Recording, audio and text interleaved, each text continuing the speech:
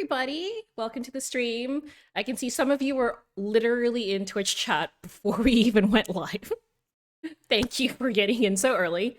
And also many thanks to everyone who's replied to Yug's Twitter post and our Twitter post with questions. If you have any questions, drop them into the Twitch chat. I will try to get to them when I can. You may need to repost it, so keep that in mind.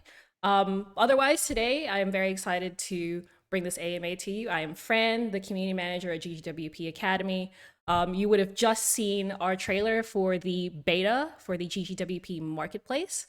So if you want to get in on that for early access, head to our Twitter, head to our Facebook. We've got the links for our handle reservation. So head on over there, reserve your handle so you can get 1 month exclusive access. And now that I finished that quick promo, today's AMA is all about networking in the games industry, which I think is one of those topics that you don't really think about as a streamer or a content creator, but it's something that, you know, you need a bit of wisdom for, a bit of practice for, and we obviously couldn't think of someone better than Yug to talk about this particular topic. And thank you, Rowie. I'm glad Rowie is happy with the audio so far. That means we've got like the thumbs up. But for now, I will let Yug introduce himself. Yug, tell us about you, your experience in the industry, and what makes you the best person for this particular AMA. We know why, but we want you to tell all the other people who are new to this particular area or haven't really met you yet. Oh, good. That's fine. Thank you very much for that wonderful introduction. And I'm so glad to be here. This is a topic that's very near and dear to my heart. I've been working in the games industry for the better part of 2 decades. The majority of that is based around events or bars or communities. So I used to be the global gaming content director for the PAX events in North America and Australia, EGX over in the UK, and working gaming events all around the world. I used to run a video game cocktail bar. And actually right now, at the moment, I'm working for a company running their clubs, multiple clubs for industry folks, and I also do the games industry gathering, which is entirely about helping people network, socialize, and connect during the pandemic. So really, if I look back at my entire career in gaming, it very much is built around bringing people together in some way, shape, or form. So I love talking about this stuff and helping people out. So here I am. Yeah. Like, obviously, those particular events are huge. And for us, we're very lucky here in Australia where we're going to have PAX in person. Like, I want to say the first time in a while, because it feels it's only been only been 2 years, but it's one of those premier places, or just any convention or any meetup are those like premier places where you can actually practice this skill set. Before we jump into the first question, I do want to ask you about Yug, your name, because we were talking about just the handle name situation before we actually started the stream, and I want you to kind of go over that particular story again, because I think that's kind of relevant to how people will be approaching things like names and handles. Yeah, that's a really good point. You raised that when we were chatting. So like my nickname is Yug, but my real name is Guy. For anyone a little slow on the uptake, that's just Guy backwards or Yug backwards. They're interchangeable. But Yug was always my gaming nickname. And one of the first jobs that I had was actually as a web graphic designer. And the second day I started work there was another guy named Guy who got very loudly fired that day, as in like the head of the company came in and like screaming at this guy named Guy in his office, and then Guy left and the boss came out and just yelled, "I never want to hear the name Guy ever again." So I went around, that was my second day, I went around introducing myself to my colleagues. It's like, "Hi, I'm Yug. My name's Yug. Good to meet you." And especially in the games industry where everyone kind of has a nickname or a monkey or some sort, that tends to be how you introduce yourselves to other people in the community or whatnot. But I found myself at this weird crossroads as I started to work more at a senior sponsorship or commercial level, having to deal with people. You walk into a room with a bunch of suits from EA, and it felt really weird to go, "Hi, I'm Yug." Like, I'd be like, "I'm Guy Blomberg. Good to meet you." Yes. So it Yeah, exactly. Around the room, it very much is at this point in my life and my career, like picking the circumstance and picking the audience. But I don't mind either way. If people call me Guy or Yug, whatever works for them. Yeah. It is an interesting thing you need to consider though, as you kind of, depending on who you're talking to, you're either going to be introducing yourself as your handle, which I think is going to be really common for community stuff. Yep. But then, when you are talking to sponsors and things, there is a level of, I want to call it etiquette, but it's just more like I just don't think people are used to calling people by handle in other industries outside of gaming. So you need to Yeah. balance that, that the way you introduce yourself depending on the situation. I think there's a certain level of authenticity that comes with introducing yourself as your real name. Like your nickname or your gamer name or what you have publicly is fine for interacting with the community and in a fun way when you're on essentially Mm, as your character or your persona or you're working essentially. But when you're trying to have meetings about the business side of things or of the gaming industry or whatnot, it's better to introduce yourself using your real name. That shows a certain level of commitment that you're going to actually have a, yeah, a real genuine conversation. So yeah. yeah. Um, what if you're at an event though, and this is a interesting conversation because let's say you are seeing community members there, but there are also people at like booths and other staff. What do you think would be the best practice there for introducing yourself in handle versus name?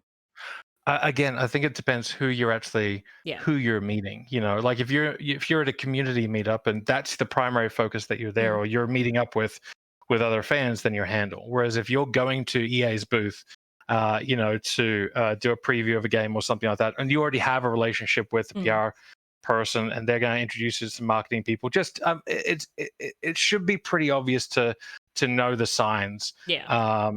at those particular events. And if it's a mishmash at a bar and something that's Mm, very public, I'd stick to your nickname mm, because there's kind of an unspoken rule that everyone kind of recognizes that everyone's being forward facing mm, at a bar or a public event. yeah. Excellent question. Not that anyone specifically asked for that, but I think it is an No, interesting it's thing good. to note. Now that we've got, I think, just general introductions and names. For me, I think one really important question is for content creators where they're trying to get their names out, try and build up the circles around them. Like, why is networking important for someone in that space or doing that particular career? Sure. So why network? God, I can't remember what the quote is. It's something about like uh, how much of what you do is based on luck or is based on skill. But a lot of luck is just being at the right place at the right time. And I think that a lot of networking or even just socializing within the games industry, not every event you go to, not every party you go to, not everything you go to is going to yield like some magic, the best Yeah. connection you ever had, but it might. And a lot of them do. And even just being and putting yourself in those positions is usually the way to get opportunities that you might never have actually thought of before. The other one is just being around your peers and having a bit more of an understanding and respect for the industry. I think, especially from a content creator point of view, it can be really alienating just kind of being on your own and not really interacting with the other sections of the games industry as well, not really having a full understanding of the difficulties of indie developers or, building up those relationships and connections with publishers or understanding the difference between a distributor or a publisher or like just having a bit more of a wider knowledge about the games industry and then knowing people that work in it, I think is really healthy and also gives you a really good perspective as Mm. well. So, yeah. Yeah, it's almost, it sounds like it almost doubles as researching how the industry actually is working around you. And given the intersex between, like gaming, tech, innovation, it is prone to like rapid change. So I think, just keeping up with what's happening around you from an like environmental standpoint. I think Yeah.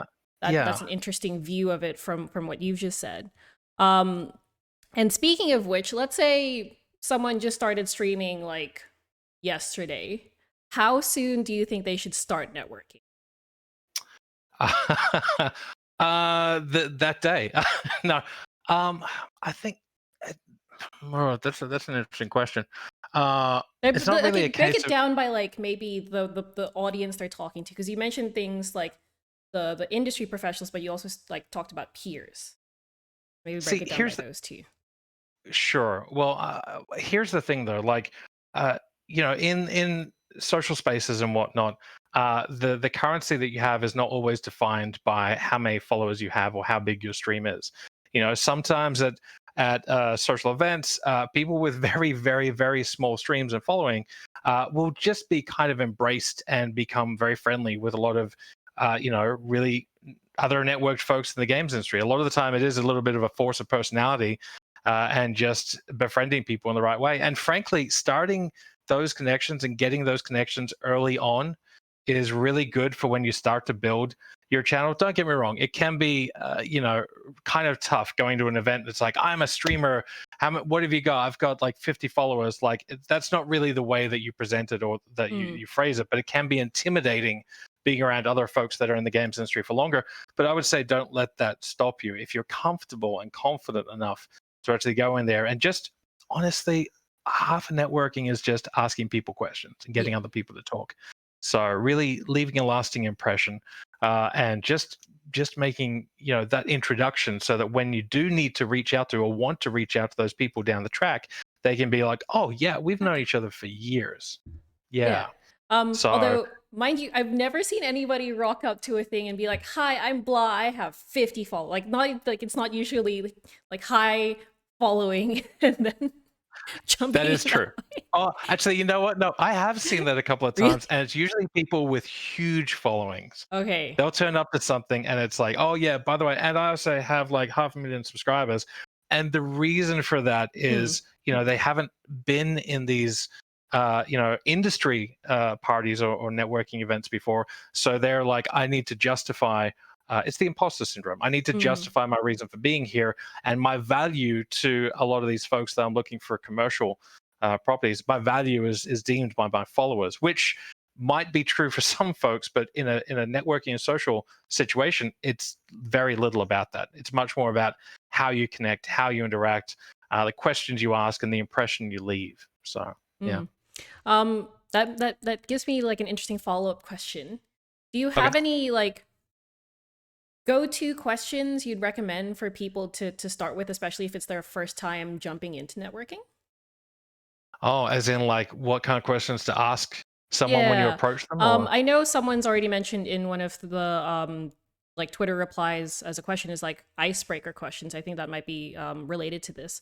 But just like let's say you are introducing yourself, you're just like, okay, cool, hi, I'm blah. Like what would be some questions to then ask after you do like the yeah, no, I've got you. I think it can depend on the scenario that you mm, you found yourself in.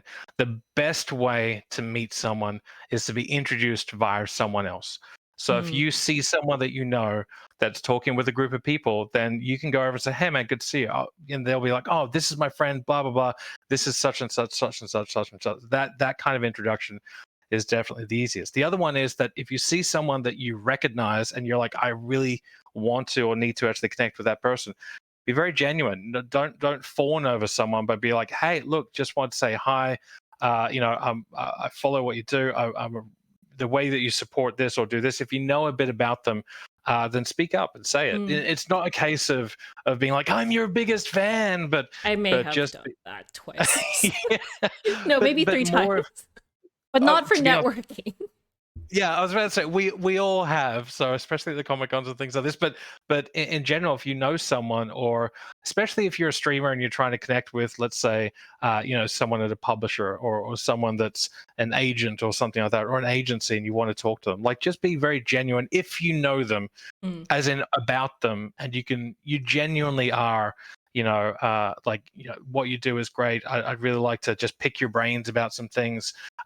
Don't be disingenuous. mm, Don't try and fake it, because you could get called out very quickly, and it's usually very easy to spot if someone's being disingenuous. Like, they're like, "Oh no, I follow you on Twitter." It's like, "Do you?" Oh, okay, all right. Like these things can be very easy to figure out very soon. And if you've got if neither of those two things, if it's just chatting to people, then I mean, striking up a conversation Yeah. when someone's just standing there. It's like, oh, did you travel far for this event? What's your reasons for being here at this event? What are you doing here? What are you looking for? Are you eyeing these things out? Try and find some sort of common conversation that makes sense to the person. Like if there's a bunch of people sitting around a table and they're talking to each other and drinking, and you want to try and come up and talk to that group, that's going to be almost impossible. Like you don't just. But if someone's like sitting at the bar or something and they're just chilling, you can go up, you sit at the bar as well, and just be like, hey, what do you think of the event so far? What do you think of this? Is this like Did general you see? conversations? Yeah. Or even actually complaining about things.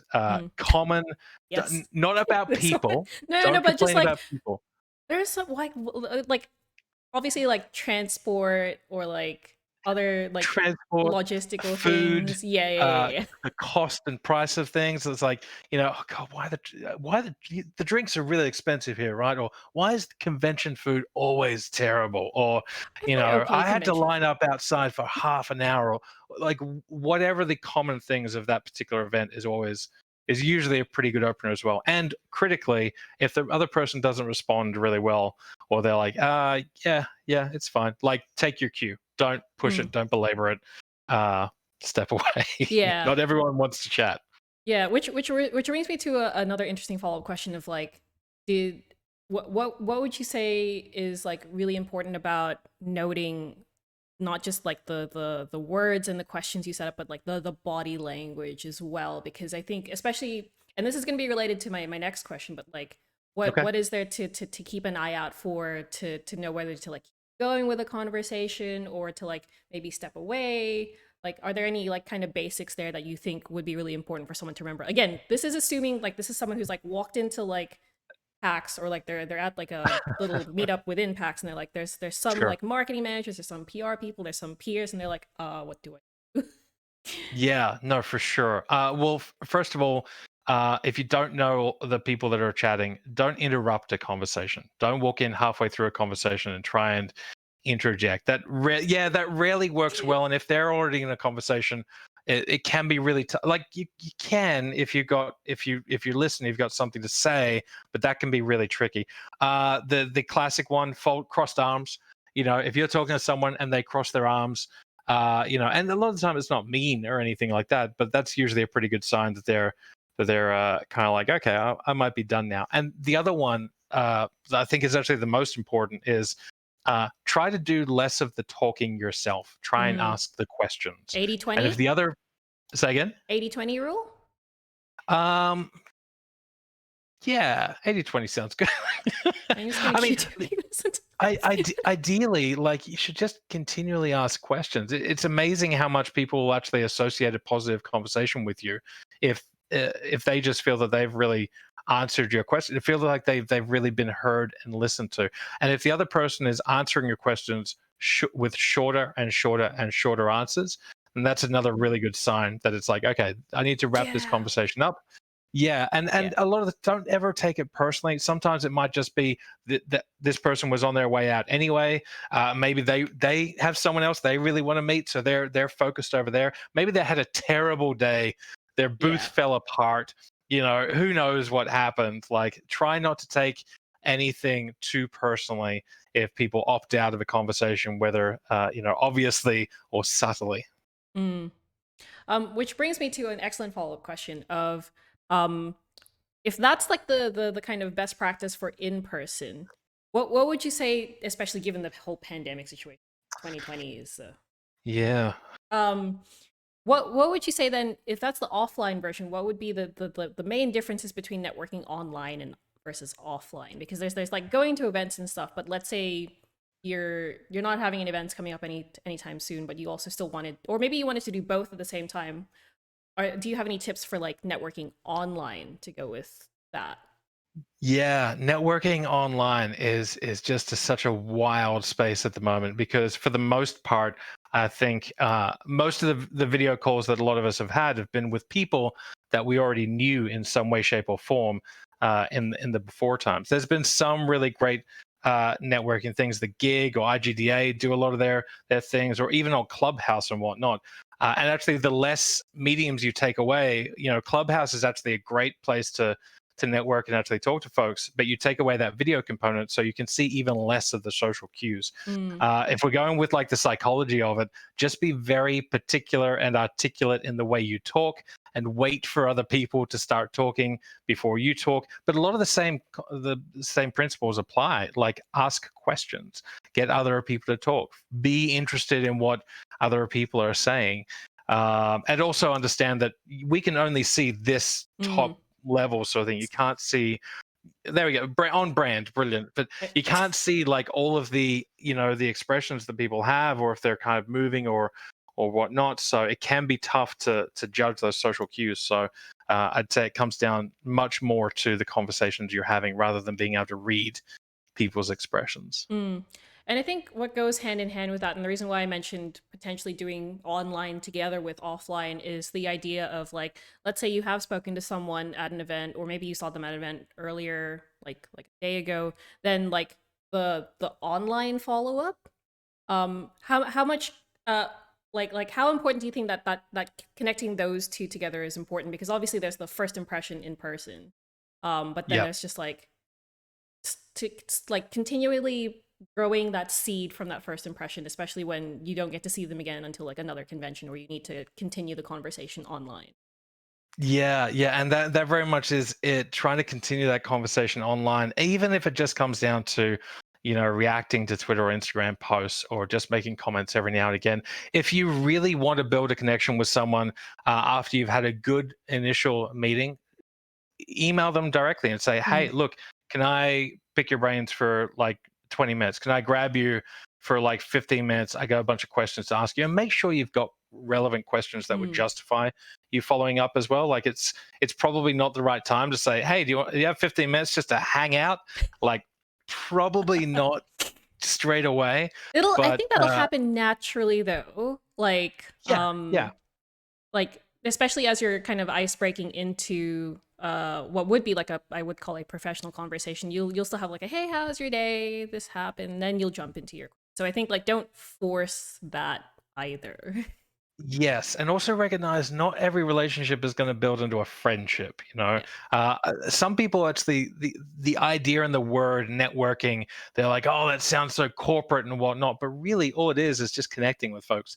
It's just building those relationships with folks, and a lot of the time, those relationships have an inherent value to you in what you do for your career or fun, and for what they do as well. But a lot of the time, that builds into friendships, which is great, but don't force it, and don't always expect it to. It's completely okay for folks that you've met every year at conventions for 10 years not to be close friends with them, but to be friendly with each other, and to respect each other, and to know each other. Knowing is half the battle, and just leaving a lasting impression, a good lasting impression, Yeah. or a quirky lasting impression as well, for that matter. For me personally, I am an amateur card magician, really Okay. good at doing magic tricks, card tricks, No. in very low lighting situations where people can't watch how much I'm screwing up. But for me, doing card tricks has always been a very fun way to build a crowd, or connect with folks, or interact with folks, and I'm able to pull that off really well. And it means that I become a little bit memorable. People are like, it's like, oh, I'm Guy. They're like, oh, okay. I did the magic tricks at the Western Bar at PAX West. Oh my God, yeah, it's great to see you Nice. again. Yeah. So Yeah. sometimes a gimmick can help, but less than a gimmick. It's just more to try and have something that leaves an impression. I think it's leaving an impression and building a bridge that people can relate to you on. Obviously, like, magic tricks are fun, and people like having fun, so you can connect on the fun part. Sure. Yeah. Yeah. That's Um, true. I want to pull in a quick audience question, because it's related to this topic about the my mini topic of overlaying the online with the offline networking, and it's a very interesting question about are business/contact cards still worth getting for in-person events, or is it better to have your socials in order with all your stuff easy to find so that people can find you online easily? So this is an interesting one because I think, especially in the creator industry, business cards aren't exactly, what people exchange. It's much more about what's your handle on Twitter and I'll follow you. Mm, That said, I would 100% recommend everyone has business cards every time you go to any convention or event. One of the reasons for that is a lot of a lot of the folks that work in the business side of the games industry. That is how you connect. That's how you follow up. You after your event, you go through your bag of business cards, and it's like, okay, what was it? This meeting was this, or this person was this, and you kind of mentally go through who you caught up with for what reason. Are there things to follow up? That tends to be a big part of what everyone does. And the more information you can put that makes it clear who you are, not just your name on your business card, I would fully recommend as well. Like, mm, if there's any imagery that invokes who you are as well, or what your channel is, or how you've presented yourself, even better. Anything that can help identify you to that card would be very good. And that's the easy way to put all your social handles and all your follow-up and stuff like that on it. But again, it really depends. Like, if you're mm. a creator and you're going to a public event and you're going to mainly meet other gamers or fans of you, or maybe even other creators, it might not be as valuable, but I'd still say have it on you. It doesn't hurt. Yeah. And if people do want to follow up with you later, you can say, I can get here's my Twitter handle, or I've got a card if you're interested. But yeah. Yeah, because I think in the reverse, those cards for you are going to be important to hold on to, and then also use that for follow up because I, okay, especially if it's like an evening party and you like, I'm very forgetful. I will admit that live on Twitch and Hmm. Facebook. I am very forgetful.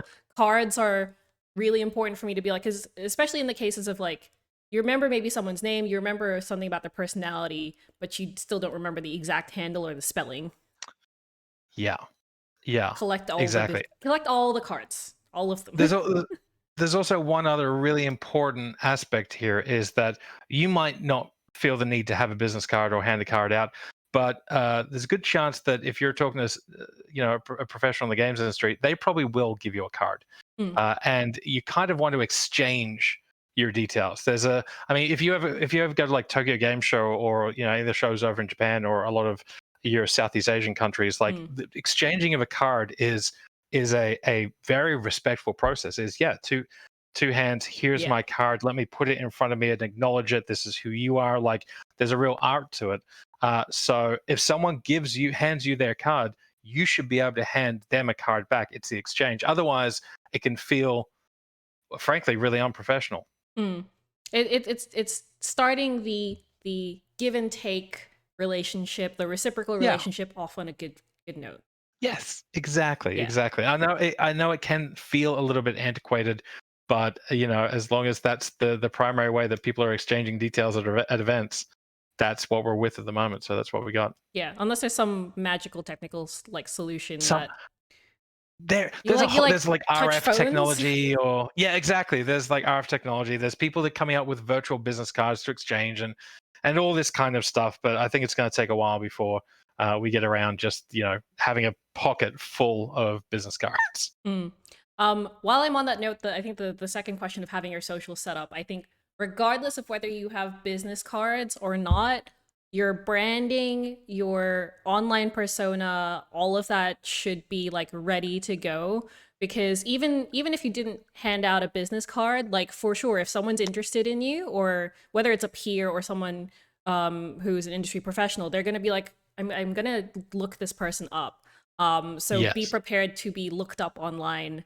I think I think we're looking at doing an AMA on this later, but like do check your socials for what you've posted recently, because if you've tweeted something a little inappropriate, you don't want that to be the first thing that someone's seen as they're looking you up online. So Yes. so keep like just do a quick check before you actually jump in and do that networking, because people will Yeah. see. Absolutely. I'll just add to that. You should try and be consistent with your branding across all your social medias, just to look professional. You should have some format or some way for people to contact you, and a business email address. Just get it doesn't need to be your primary email address, but just some way for people to get in contact with you. I can't stress the amount of times I see influencer relation managers or PR folks, they post online, they're like, give me a way to contact you. Yeah. You know, otherwise I can't get in touch with you. Have something that's on your channel that's like an email or some other way for them to contact you.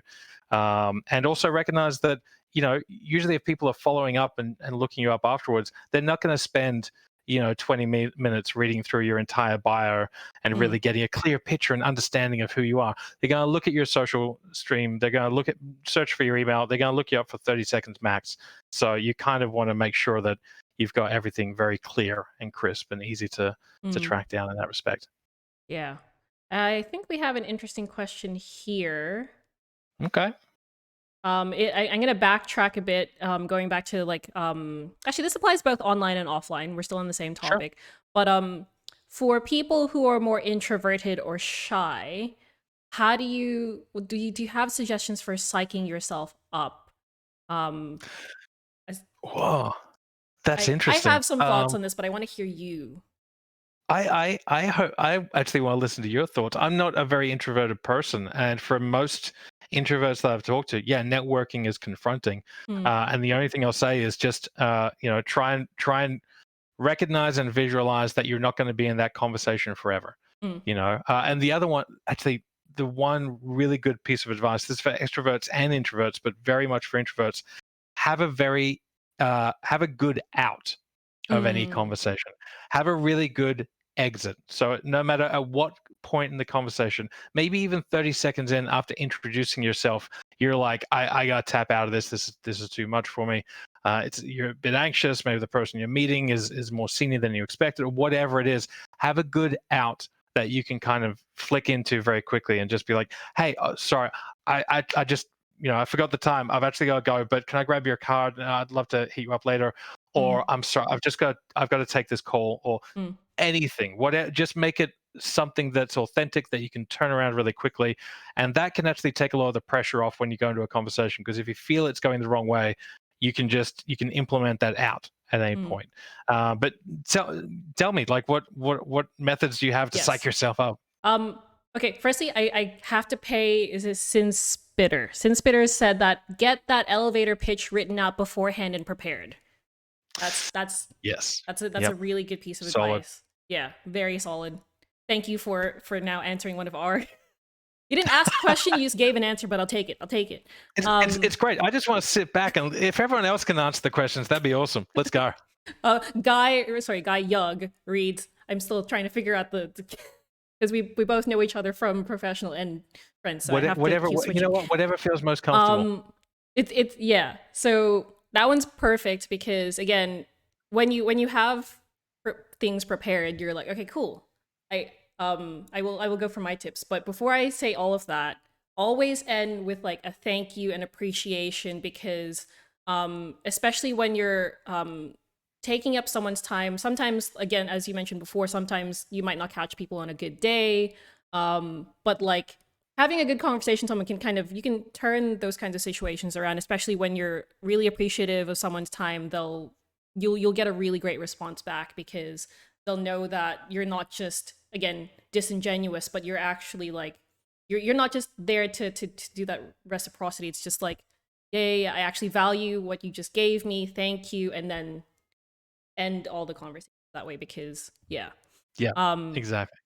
Guaranteed it'll be like, no, thank you. You'll always get like some kind of thank you back. Yeah. As for the introverts, this is diving into my childhood up until I think I was in uni. I'm almost 30, by the way. I'm not a 12-year-old, despite all this. And for a couple of decades, I could not make eye contact with people. I hated it. It made me anxious. I didn't like looking people in the eye, and it was horrifying.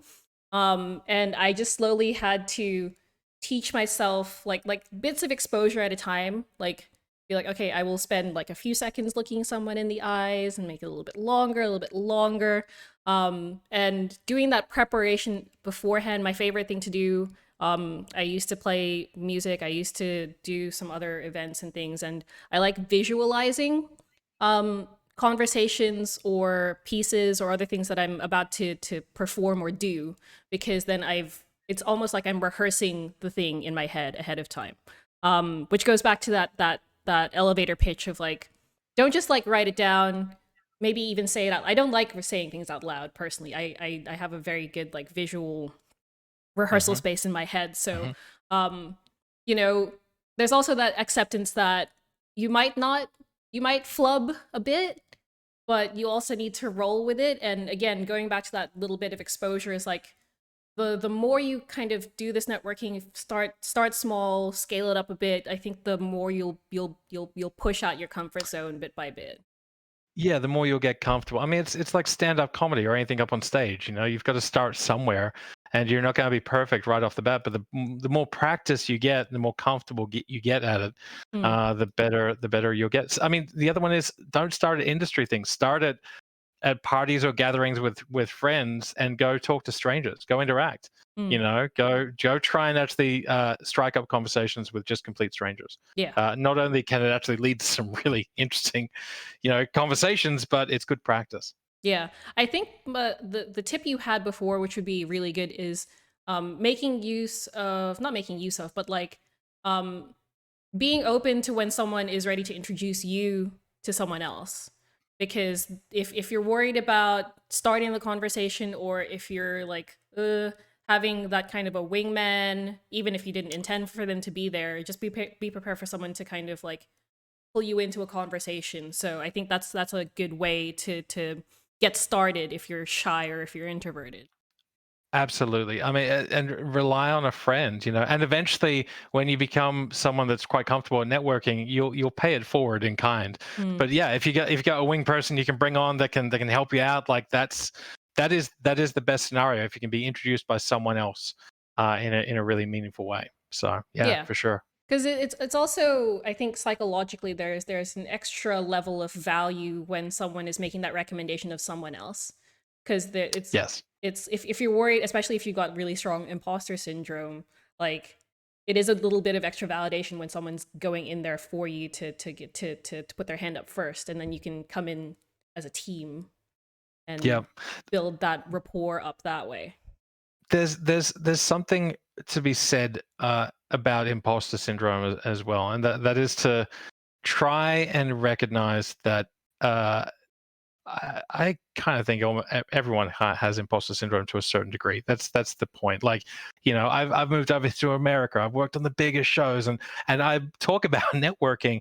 But I walk into a room with some folks that I've looked up to in the games industry for a long time, and I'm like, oh man, I'm nothing compared to these folks. Well, they've been in connection with each other for 20 years. How do I crack into this industry over here? Like, and I've talked to some folks at that level Mm, that they're the same. They're like, oh, I really want to talk to this indie developer, but like they're a creative and I'm just a journalist. Like, what do I like? The recognize that I think most of us to some degree are kind of winging it a little bit, and no one's really got it completely together, and you'll probably have a more comfortable time as well. mm. And I think the other thing to keep in mind is everyone would have had to have started at the same place. Everyone would have had to go through, they start with zero and they have to build it up. So it's not like the person you're talking to wouldn't be able to sympathize. As long as you follow like some really basic etiquette, like you mentioned before, like Yeah, cultural etiquette, like things like business cards and the the the professional way to introduce yourself. yeah, It's they're all gonna they're all things you can work on and improve. And it's that yes. process of improving how you do your networking that I think you need to accept, is it's not going to be perfect like you said, but it will improve over time the more you work on it. Exactly, exactly. And actually, too, you brought up something really important before, which is to be polite. Be very Mm, thankful for their time. Be like, hey, look, I don't want to keep you, or I appreciate you. mm, I appreciate you, and especially if like all you've been doing is asking questions about them or about what they do, like even them just offering their time or venturing their expertise is that's worthwhile. So yeah, thank you. I appreciate your time. This has been exceptional. I'd love to stay in touch, or like just be polite. mm.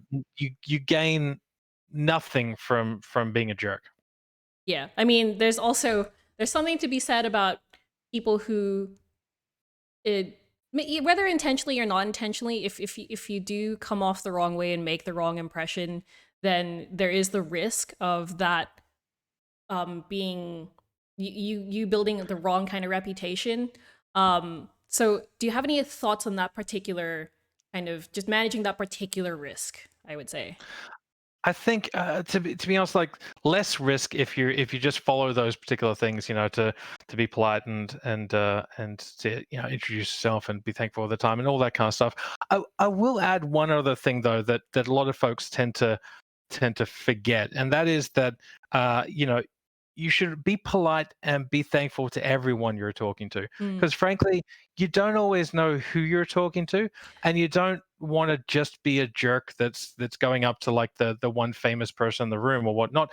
Frankly, sometimes the conversations you have with just that random person at the bar, you don't know who they are, they turn out to be a really good friend of this. You're like, mm, I'm trying to grow my channel. I haven't been able to get in contact with anyone from Twitch at all. It's like, oh well, the person at the bar is like, oh well, I know the main person on Twitch. Why he's just over there? Why don't I introduce you? Those you yeah. never know, where those conversations can go, and you don't want to, if you want to build up a really bad reputation, then treat people that you don't know or don't know who they are as not important and treat them badly. I learned this lesson very harshly. One of the first international gaming trips I went to was for PAX West, I think in like 2010 or Yeah. back then. And I was on a flight from LA to Seattle, and the person that sat next to me was a gamer. I think I was on my laptop or I was talking something about PAX. He's like, "Oh, you're going to PAX?" I'm like, "Yeah, I'm not going to PAX sort of thing. I'm actually helping to run it. They're like, Mm, "Oh, cool. What do you do?" I'm like, "Oh, well, I do all this and content." And, we do it with actually. I'm working on some esports stuff at the moment. He's like, "Oh, really? What kind?" So, well, and then I proceeded to yeah. explain what esports was. And for most of this trip, I was just explaining what esports and the industry and all this kind of stuff. And I didn't even ask this person who their name was or what they were doing or whatnot. And halfway through the flight, when we traded business cards, and it turns out I was sitting next to Day Nine, and Oh I've never actually met him properly. I've met him not face to face since then, because I've no. just Yeah. been so mortified Oh that god. I Oh would have god. come across as such an arrogant prick. So again, just you never know who you're talking to. Maybe it's just good etiquette for life in general, but just be polite and give Mm, people the time they deserve. yeah. Don't make assumptions. Yes, What my question after this is actually like do's and don'ts, which we've already been covering, which is fine. sure. But also I think you touched on it, but it wasn't particularly labeled as a particular kind of strategy, but it is when you're networking, would you say you're not just networking with the person you're speaking to, you're networking to that person plus their own network, because you never know whether they like mention you to anyone else after that. And I'm talking about literal network effects. So like your first impression isn't just for one person, it's gonna there's on flow. Would you say that that's a particular like case for the games industry?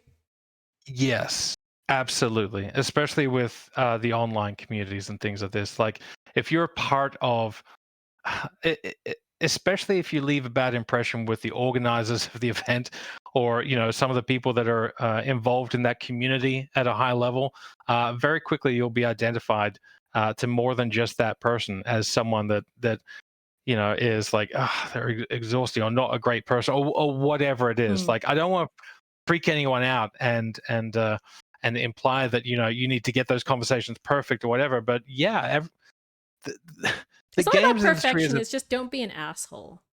don't be don't be an asshole. I gotta be honest. The games industry is in all the countries that I've been involved with it. It's a big gossipy. Like it's a very small industry actually that's spread out all over the world. But most people are aware of each other or whatnot. And if you turn up and don't get me wrong, not just being awkward or something like that. If you really are aggressively a jerk, or if you get a bad reputation, yeah, that'll follow you, and that'll follow you with other people in the industry, because we all socialize with each other, we all talk to each other, we all like to hang out, and especially at these social and network events, one of the hardest things can be to crack that crew or that crowd Mm. or that clique of people that have known each other for so long, and they're there not to really get ahead or network. They're just there to catch up with their friends.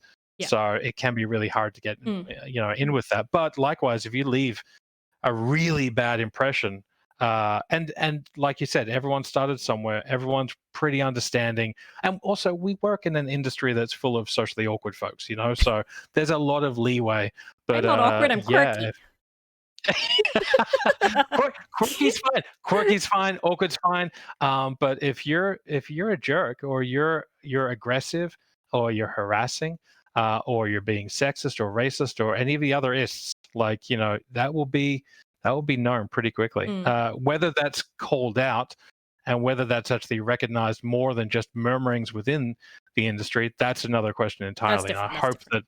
I hope the industry has learned its lesson over the last couple of years, and we're getting better at it. So Mm. we'll see. I think on the flip side, though, is yes, it is a little bit scary thinking about that. But on the flip side, if you do make a good first impression, like you'll then get other people saying like, I actually just spoke to this person, like they're doing this and this and this. Yep. There's the positive impact of when you get it right, and they genuinely enjoy talking to you, and they actually want to tell someone else about you. Like there's Yes. the bad version of it if it goes bad, but if it goes well, then there's all this positive onflow, I would say.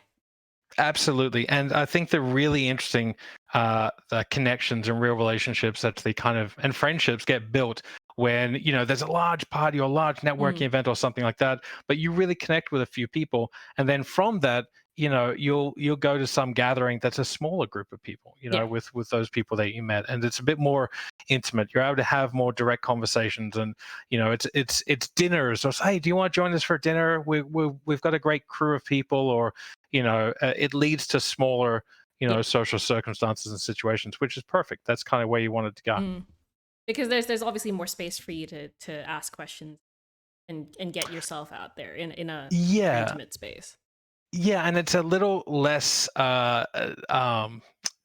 It's a little less like obvious that everyone's trying to get to know all these people. If you're out to dinner, with 15 or 20 other people, then it's going to be a lot more casual. People are less talking about work. They're letting their guard down a bit. It's a way to really build and cultivate some of those relationships in a meaningful way. And also, you'll remember it. Like, the folks that I went out to dinner or took out to dinner, as smaller crews, were usually good people, and I'll remember them forever in one way or another. Oh, Oh, that's so sweet. yeah. Which brings me to an interesting question of trying to find the best way to phrase this.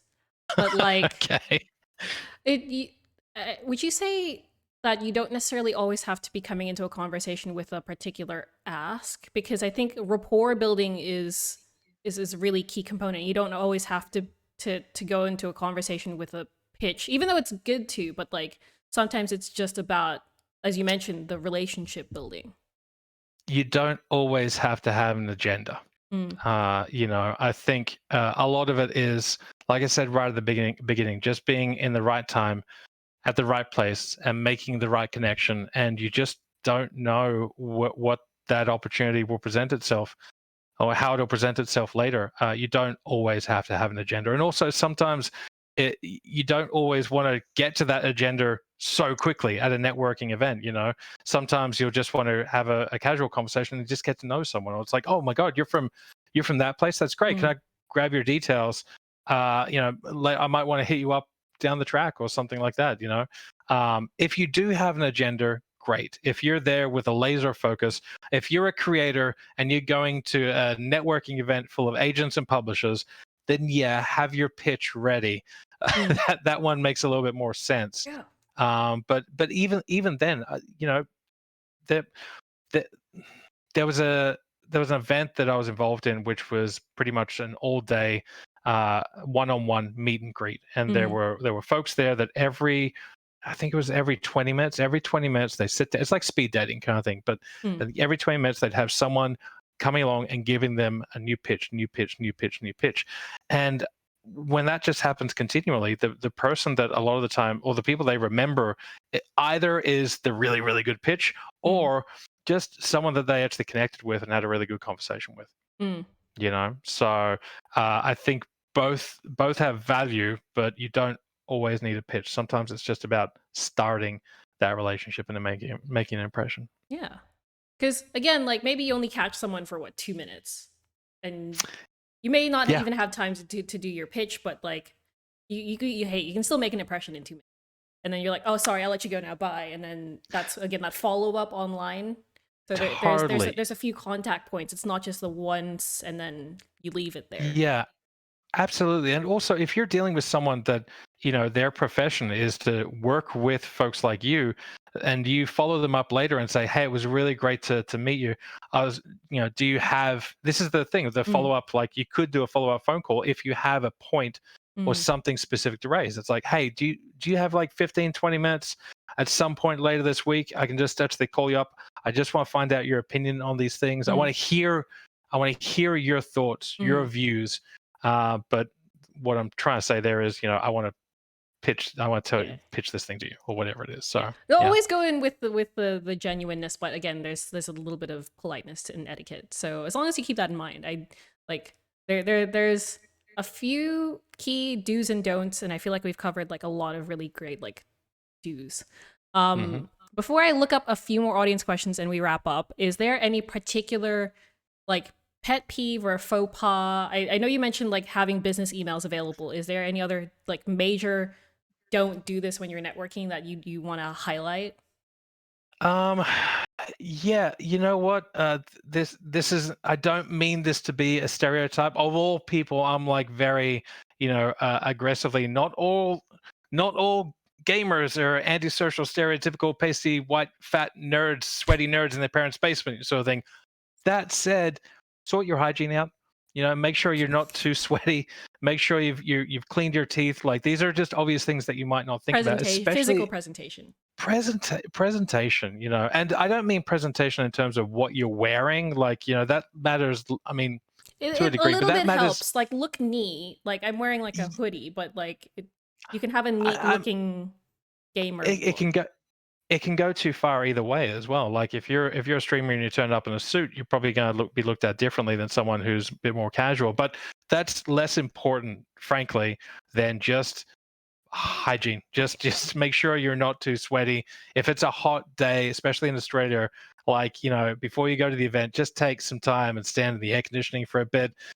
Check yourself. Just pop a breath mint or something like that. If you've been drinking beers at something, just be a little bit aware of that, because there's not much that can actually turn people off or make people want to try and get out of a conversation quicker than, you know, someone who's just, they're like, I can't deal with the smell. Frankly, that's, and as you know what, it happens to the best of us, but that's just human biology now. Yeah. So, and there's give and take because of our industry. We understand it, but you're going to be better off if you haven't even tried. Then it's like you're not going to get much of a chance. So that's a pretty big red flag, actually, to be honest. So yeah. All right, I think we've got one really interesting follow-up question. We've answered this other person's questions, but Peter Pham on your tweet asked, how do you deal with convo hijackers? I feel like this is more of the other side of the conversation question. So right, but I think it might still apply if you're already talking to someone and then someone tries to jump in while you're maybe in the middle of your pitch or you're doing your own kind of building your first impression. But like, do you have any advice for how to deal with that scenario? Yeah, that's a really good question. You know, a lot of that actually depends on the person that you're actually talking to. Like, I've absolutely been talking with a group of people, and I've been talking to one person that's been really good, and then someone else will butt in, and I tend to be very, hey, yeah, cool. No, I want to finish hearing what this person's saying. Very much if you're holding court in that respect, and they're kind of coming to me, then I'll try and steer the conversation in that particular way. But if you are talking to someone and someone else comes in, butts in, and is like, oh yeah, this, I would say that other person is probably going to be perceived as not great. Frankly, it's pretty rude thing to do. You should just try and hang about in the conversation for as long as you feel it's comfortable, and just try and make sure you've got that person's details so you can follow up with them later. You know, see where the conversation goes. If that person that's chimed in, if they're there to stay, then you know, don't try and battle it out, if that makes sense, you know, because that's not going to reflect well on either of you. You know, if someone's a jerk and they butt in, then the person that you're talking to is going to be aware of that. It's going to be pretty obvious, you know. So this comes down to the thing of, you know, if you're coming into a group that's already talking, you know, it can be really hard to get in there in an authentic way. If it's someone that person is friends with, if it's obviously some person that person knows, this happens very frequently. You'll be talking to someone, and then someone else will come along to the person you're talking to and go, "Oh my God, it's great to see you. How you doing?" And they'll hug or they'll take the conversation away. At that point, get an exit. Get out. Or either get an exit if they start talking to each other, and that exit very simply is like, "Hey, look, you two. Look, you need to catch up. You haven't seen each other for a while. All good. Thanks so much for your time. Can I just give you my business card? Can I grab your card? Awesome. But yeah, it's great to catch up. Like, just be gracious, be polite. You know, try and exchange your details. But unless the person that's come in is like, you know, being like, "Oh, stick around. What were you talking about? Let's chat," and then brings you in, that's a bit different. But just try and read it, and never try and overcompensate for the person that's come in, because that's just gonna reflect badly on you. And if that person's already a jerk enough to have come in, then they're not going to back down. So So don't stray from your own style and brand, and but you just flow, I guess, around that person. Yeah, flow around, or just try and end the conversation quickly or move away from it, sort of thing. You can always follow up this stuff later, and that's the best thing. If you meet someone at a convention or online or whatever it is, you'll be able to follow up later on. That's the brilliant thing. There are a lot of events that happen. Yes. And a lot of people. And final question, and of course this is just mildly just taking advantage of the fact that this is titled an AMA, but favorite pizza brand? Wow, you know what? DiGiorno's. I don't know what that is. Is that an American thing? It's an American brand, and this is going to be only relevant to probably any of the folks from the games industry gathering that's tuning in. So, DiGiorno's. It's not. I think the phrase is actually, it's not pizza, it's DiGiorno's. Or no, that can't be right. It's not. You're it's just not making up delivery. The marketing It's DiGiorno. I can't remember actually, but yeah, DiGiorno's. And with that, actually, that's not true. It's not DiGiorno's. It's a New York slice, actually. But I'm saying DiGiorno's because I know that's what the people want. You just lost a sponsorship. It's true. Get the tagline right. And with that, thank you so much, Yug. I'm sure we could keep talking about this for a long time, because there's still a few questions in chat we didn't quite get to, but I'm sure everyone really appreciated your time on this. I appreciated your time on this. It was good to get all that really basic stuff out. If you didn't catch the live stream, we'll be putting up the VOD on YouTube. We'll have replays on Facebook if you're on Facebook as well. And if you have any other follow-up questions, are you happy for people to, I guess, tweet at you? For sure. Absolutely. Thank you. Thank you so much, Yug. I hope you guys all enjoyed this AMA. If you have any feedback, let us know. We're on Twitter, Facebook, Instagram, Twitch. Look for us. We're there. And with that, I will close us out on our teaser again for the marketplace. Don't forget to reserve your handle. And we'll see you guys again next time. Bye. Thanks.